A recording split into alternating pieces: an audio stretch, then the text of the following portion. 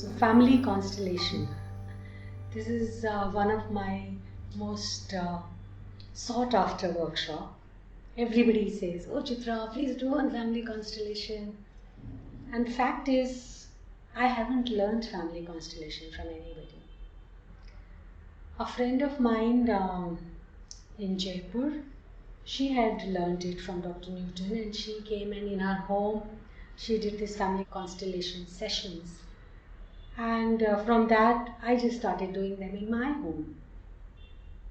And when you've done so many modalities, it's just another modality. You understand the field, you understand how the energies move, you have full faith in that. And I bought the books, I read those books, I kind of, like I said, in my home, we were doing family constellations very regularly. And then suddenly I said, okay, why don't we do a workshop on family constellation? And that's how my first workshop happened, 2016. And it was like so mind-boggling. Since then, I just continue doing family constellation workshops. So what happens in a family constellation? I mean, what is a constellation? Constellation is a group of stars. Some stars place close together, some stars place far from each other, and that's exactly how a family is. Some family members are close together, some are far.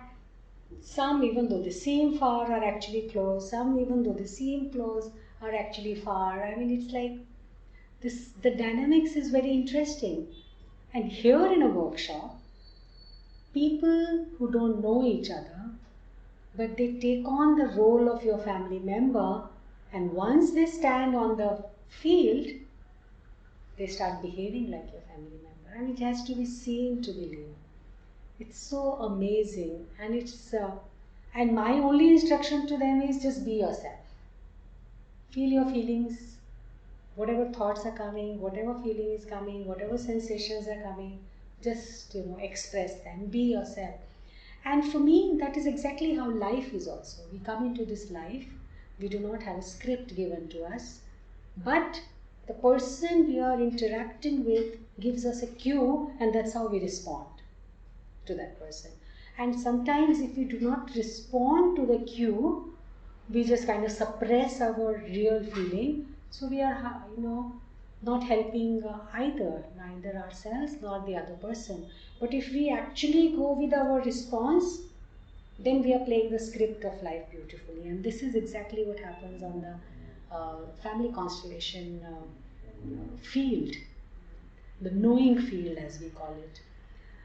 And it also has transgenerational healings that happen there, because what happened in your families before this particular generation, that also has impact on our generation. Various kinds of things, suicides, abortions, where people have been thrown out of their homes, or murders, or some legal cases, or any secrets, infidelity, all kind of things which are not spoken about. They've been just, hush-hushed and hidden. So the hidden loyalties come out.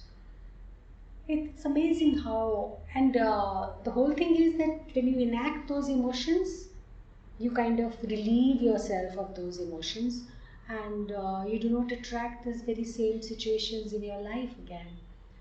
Same is for all healing modalities actually. It's like you are expressing the suppressed material so that it leaves your system, and your system becomes free, distortion free, so to say.